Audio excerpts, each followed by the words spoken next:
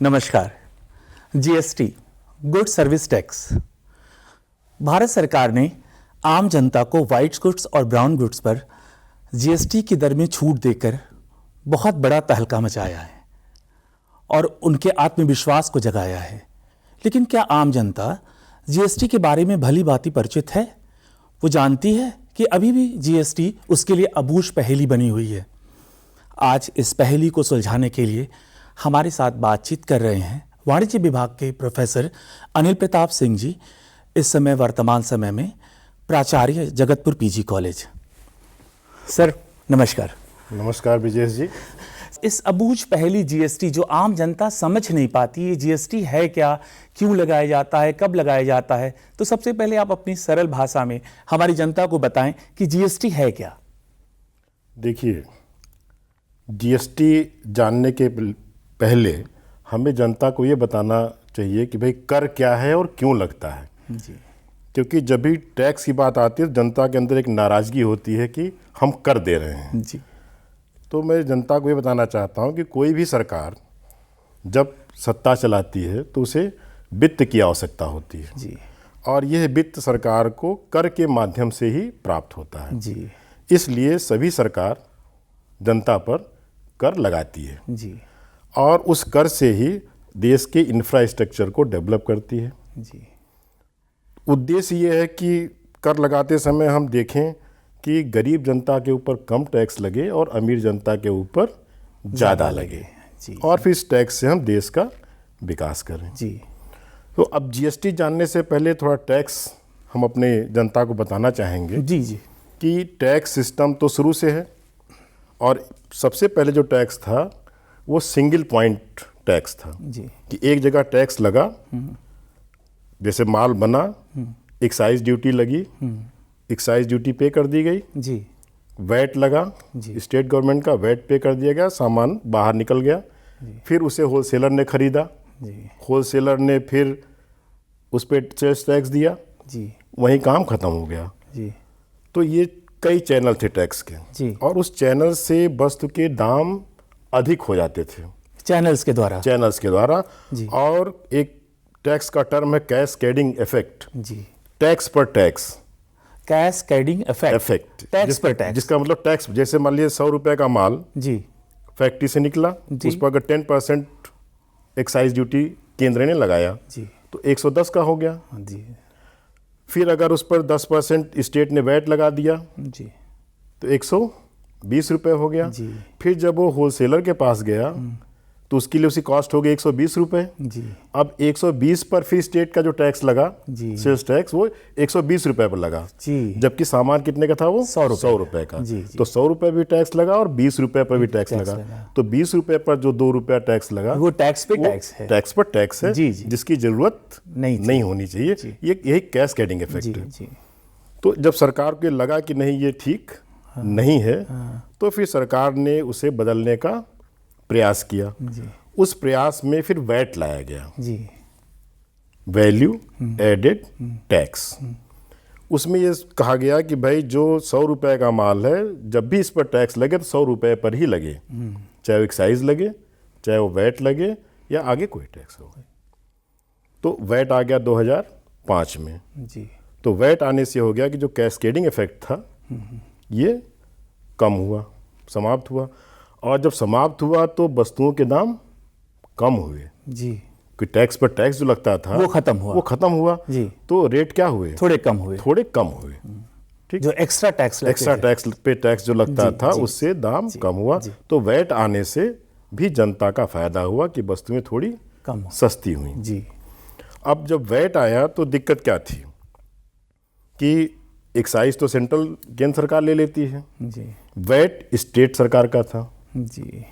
तो और हर स्टेट को वैट लगाने का अधिकार था, वो अपना रेट चाहे जितना रख ले, कोई निश्चित परसेंटेज में नहीं था, मतलब पूरे देश के लिए एक नहीं था। अच्छा, पूरे देश के लिए कोई 10% रख सकता है, कोई 12%, कोई 15%। ये वेरी था, स्टेट वाइज वेरी करता था। जी। जी। अब इसका नुकसान क्या था कि जैसे जो स्टेट गरीब हैं वो वैट ज़्यादा रखते थे जी, क्योंकि उनको रेवेन्यू चाहिए। ओह, तो अगर वो घटा देंगे तो उनका रेवेन्यू कम हो जाएगा। जी। जी। जो रिच स्टेट थे वो थोड़ा कम भी रख सकते थे, जी तो कम रखते थे। जी इसका असर ये होता था कि जिस स्टेट में वैट कम है, बिजनेसमैन अपना बिजनेस उसी स्टेट में शुरू करना चाहता था कि उसको वैट कम देना पड़ेगा। तो एक तरह से असंतुलित विकास स्टेट्स का हो रहा था कि गुजरात में इंफ्रास्ट्रक्चर अच्छा है, वहाँ अगर वैट कम है तो कंपनी वहाँ इस्टेब्लिश करके और माल दूसरी जगह बेचेगी, तो उसको वैट कम देना पड़ेगा। ठीक। दूसरा क्या था जनता के मन में कि मुझे गाड़ी खरीदनी है तो मध्य प्रदेश में वैट अगर कम है, उत्तर प्रदेश में ज़्यादा है, तो हम चले जाते थे मध्य प्रदेश कि हम गाड़ी वहाँ से खरीदेंगे। वहाँ से खरीदेंगे तो रेवेन्यू जनरेट कहाँ हुआ? मध्य प्रदेश का। गाड़ी कहाँ आई? उत्तर प्रदेश में। जी। तो उत्तर प्रदेश का पैसा कहाँ गया? मध्य प्रदेश में गया, उनका रेवेन्यू बढ़ा। तो मतलब ये असंतुलित विकास स्टेट्स का हो रहा था। अच्छा। तो ये सरकार को ये लगा कि हम इसको कैसे एक कर सकते हैं।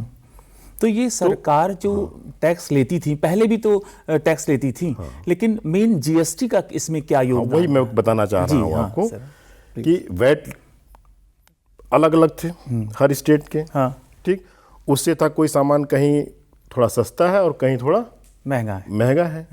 जहाँ सस्ता होगा वहीं पे बिक्री ज़्यादा होगी। जो अर्थशास्त्र का नियम है कि जब प्राइस कम होगी तो बिक्री ज़्यादा, वहाँ डिमांड ज़्यादा होगी, बिक्री जहाँ ज़्यादा होगी वहाँ कम होगी। तो सरकार ने किया कि हम ऐसी व्यवस्था लाएं जिससे सब जगह एक टैक्स हो जाए। जी। ठीक। तो फिर वैट को हटा करके सरकार ने 2017 1 जुलाई 2017 को जीएसटी लागू किया। जीएसटी और वैट एक तरह से जीएसटी का छोटा भाई है। यूनिफॉर्मिटी के लिए यूनिफॉर्म, बस क्योंकि दोनों वैट में भी वही चीज़ थी। जी। वैल्यू एडेड टैक्स, जीएसटी में भी वैल्यू एडेड टैक्स है। जी। टैक्स पर टैक्स नहीं लगता है, कैस्केडिंग इफेक्ट बिल्कुल नहीं, समाप्त हो जाता है। ठीक। लेकिन जो समानता नहीं थी स्टेट्स की, जो असंतुलन था जी कि हम अच्छे स्टेट्स में जहाँ जीएसटी उन्होंने कम कर दिया, वैट कम कर दिया, तो वहाँ फैक्ट्री लग गई। जहाँ ज़्यादा हुआ वहाँ हटा लिया। तो जीएसटी आने से क्या हुआ कि एक तो वन नेशन वन टैक्स हो गया, पूरे देश में एक रेट हो गया कि जीएसटी।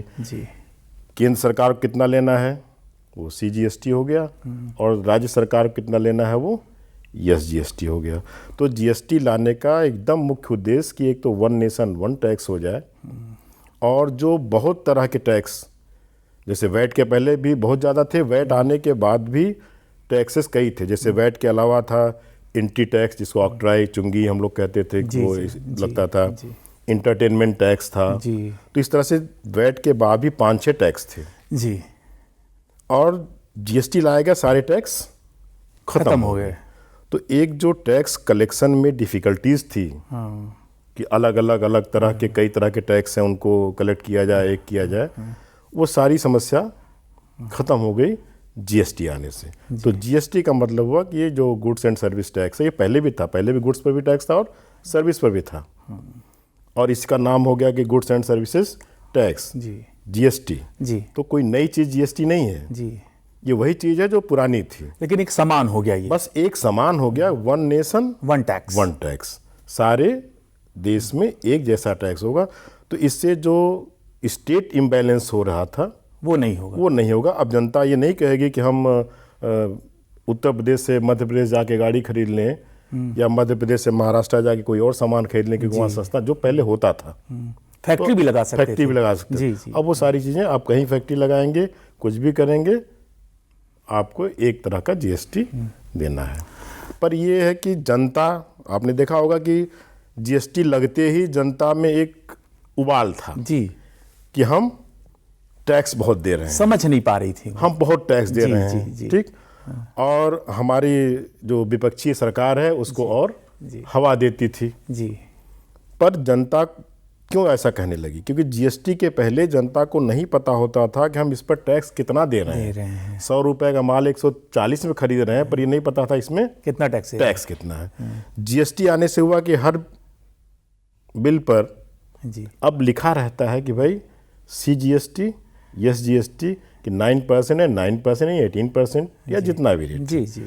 तो अब हमें ये पता चलता है कि हम इस सामान पर कितना टैक्स दे दे रहे हैं। और जब पता चल जाता है टैक्स, जी, क्योंकि टैक्स पेनफुल है, और एक्चुअल वैल्यू भी उसकी पता चल जाती वैल्यू है। पता चलती है, तो लेकिन कोई भी व्यक्ति टैक्स मतलब नहीं देना चाहता है। ये एक जो समस्या है, एक आम आदमी की धारणा है कि हम इस टैक्स से अगर बच जाते तो ज्यादा अच्छा। उसे लगता है कि हम, अब वो नहीं सोचता कि इससे देश का विकास हो रहा है, उसे लग रहा है एक्स्ट्रा पैसा दे रहे हैं। एक्स्ट्रा पैसा दे रहे हैं। लेकिन वो ये सोचे कि यह पैसा जो मैं दे रहा हूँ, इसी से देश में इसका विकास हो रहा है, सड़कें बन रही हैं, पुल बन रहे हैं, तो सारा काम हमारे उस पैसे से हो रहा है। तो अगर ये भाव आ जाए कि हम देश की मदद कर रहे हैं जी, तो टैक्स देने में कोई दिक्कत नहीं होगी। जी, ठीक, जी। तो ये जीएसटी का था। तो इसलिए जनता को ये समझाने की ज़रूरत है कि भाई जीएसटी के पहले भी आप और ज़्यादा टैक्स देते थे, जी, जी। अब तो वस्तुओं के दाम जीएसटी से कम हो गए, कि कैस्केडिंग इफेक्ट खत्म हो गया, टैक्स पर टैक्स नहीं लग रहा है जी, इसलिए जी। चीज़ें सस्ती हुई। अच्छा, इसमें जो संशोधन दर है, तो कितना प्रतिशत संशोधन दर हुआ और इससे फायदा क्या है आम जनता को? जीएसटी से फायदे भी होने चाहिए देखिए, और उनको समझ में आना चाहिए कि जो मैं पैसा दे रहा हूँ, एक्स्ट्रा पैसा दे रहा हूँ, एक्स्ट्रा न होकर के वो देश के विकास में लग रहा है, और उससे फायदा क्या है? तो देखिए, जैसे जीएसटी लगा तो जब पता चला कि मैं 100 रुपये के सामान पर 28 रुपये तो टैक्स दे दिया, तो थोड़ा कष्ट हुआ। जी, ठीक। अब सरकार को भी जब समझ में आया, क्योंकि भाई सरकार जनता के हित के बारे में सोचना उसका पहला कर्तव्य है कि हम अपनी जनता के हित के बारे में सोचें। और जब भी कोई रिफॉर्म लाया जाता है तो उसका आफ्टर इफेक्ट कुछ समय बाद मालूम होता है। तो जीएसटी के बहुत सारे रेट लगाए गए जी, और आपने देखा होगा बीच बीच में भी संशोधन जीएसटी में किया गया। जैसे जैसे समस्याएं दिखी तो कहीं न कहीं रेट्स कुछ चेंजेस किए गए। पर एक बड़ा रिफॉर्म जो अभी हुआ है, जिसकी ज़रूरत थी, तो सरकार को ये लगा कि भाई नहीं, जनता को थोड़ा लग रहा है कि हम ज़्यादा दे रहे हैं, तो हम जनता को कुछ सुविधा दें, जो सरकार की जिम्मेदारी है। तो सरकार ने जो जीएसटी का रेट पहले 5%, 12%, 18% और 28% था जी, तो इसको उन्होंने बेसिकली दो बना दिया, 5% और 18%। जी, तो जो 12% जीएसटी थी वो मर्ज हो गई 5% में। जी, अच्छा, ये 5 और 12, 18 है क्या? जी, 5% वहाँ लगाया गया जो आम जनमानस, गरीब, सबकी ज़रूरत की चीज़ें हैं, जी, जो बिल्कुल बेसिक नीड की हैं, खाना, दूध, पानी, वो तो मुक्त कर दिया गया था जब तक उसकी पैकेजिंग न कर दी जाए। जी, तो उस पर जीएसटी 0% रहा या जीएसटी से मुक्त हो गया। 5% लगाया गया जो बेसिक बहुत आम जनता के सामान हैं उन पर 5% लगा दिया गया। उससे थोड़ा ऊपर जो आप ज़्यादा खर्च करना चाहते हैं तो वहाँ 12%। उससे ऊपर जा रहे हैं कि भाई आप बड़ी टीवी लेना चाहते हैं, बड़ा फ्रिज खरीदना चाहते हैं, तो रेट वहाँ 28% हो गया। तो ये इतने रेट बनाए गए। तो अब सरकार ने क्या किया कि 5% और 18%, तो निश्चित एक जनता का फायदा होगा। जहाँ हम 12% दे रहे थे अब 5% देंगे, जहाँ 28% दे रहे थे वहाँ 18% देंगे। तो जनता का तो फायदा निश्चित रूप से हुआ। जी, जी। और जो भी हमारी दैनिक उपयोग के सामान हैं, सुबह उठते ही जैसे हम ब्रश मंजन से शुरू करते हैं, नाश्ते तक जाते हैं, सब पर 12% पहले था, सरकार ने उसे 5% कर दिया। ये तो फायदा हुआ, वहीं से हमारा फायदा हो गया। तो अब वो सबकी ज़रूरत है, गरीब की भी और अमीर की भी। अच्छा, इसमें डॉक्टर साहब कुछ टर्म्स निकलते हैं, जैसे कि वाइट गुड्स, ब्राउन गुड्स, ये टर्म्स क्या हैं? आम जनता को नहीं समझ में आते। ये टर्म्स बना दिए जाते हैं और ये इन टर्म्स में कुछ फायदा हुआ, इनमें कौन सी वस्तुएं हैं? पहले ये जानना जरूरी है ना कि वाइट गुड्स क्या है और ब्राउन गुड्स क्या जी, है। जी। वाइट गुड्स का मतलब कि ऐसे इलेक्ट्रॉनिक सामान जो घर में हेल्पफुल हैं, जी, जैसे डिशवाशर, जी, जैसे फ्रिज, जी, वॉशिंग मशीन, जी, और ये सब एक गृहिणी से जुड़े हो। अगर आप इसे ये भी कहें कि गृहिणी का फायदा हुआ, जी, जी, कि कपड़ा धुलने काम अमूमन गृहिणी का है, रोजमर्रा के काम। जी, ठीक, जी, जी, तो हम कहते हैं रोजमर्रा के कार्य बेसिकली जो घर के अंदर के थे, जी, उनके जो इलेक्ट्रॉनिक गुड्स थे वो वाइट गुड्स हुए। और जो इंटरटेनमेंट से रिलेटेड रहे या कम्युनिकेशन से, जी, जैसे टेलीविज़न, जी, मोबाइल, जी, लैपटॉप, जी, कैमरा, जी, ये सब डीवीडी प्लेयर्स, सीडी प्लेयर्स, ये ब्राउन गुड्स में हो जी गए। जी। इन दोनों पर ही पहले 28% था, 28%। 28% था, और अब इन दोनों पर ही 18% हो गया, और ये 10% का हिसाब। 10% का कम हुआ। तो अब पहले क्या था कि 32 इंच से कम वाली टीवी पर तो 18% था, 32 इंच से बड़ा है तो 28%। जी अब एक मिडिल क्लास जो 32 इंच से जाकर वो चाहता है कि हम 42 इंच या 55 इंच की टीवी खरीद लें, तो उसको 18 के बजाय 28% जीएसटी देना था। जी। तो थोड़ा वो सोचता होगा कि भैया बड़ी ना लेके हम इसी से काम चला लें। लेकिन इस रिफॉर्म के आने से जब दाम घटा तो निश्चित रूप से वो अब 32 से बड़ी वाली टीवी खरीदने का प्रयास करेगा। तो इससे आम जनता का, जो मध्य वर्ग हमारा जो सबसे ज़्यादा है, उनका बहुत फ़ायदा हुआ। जी। और ख़ास तौर से गृहिणी जो घर का जो माइक्रोवेव रखना है, डिशवाशर रखना है, वॉशिंग मशीन रखनी है, ये चीज़ें सस्ती हुई। तो जिनके पास वॉशिंग मशीन नहीं है, अब वो एक हिम्मत करेंगे भाई कि इसमें तो 5,000 की छूट आ गई, तो हम इसको ले सकते हैं। तो ये फ़ायदा सबको हुआ है इससे। अच्छा, भारत सरकार ने इसी मौके पर इतनी छूट दी।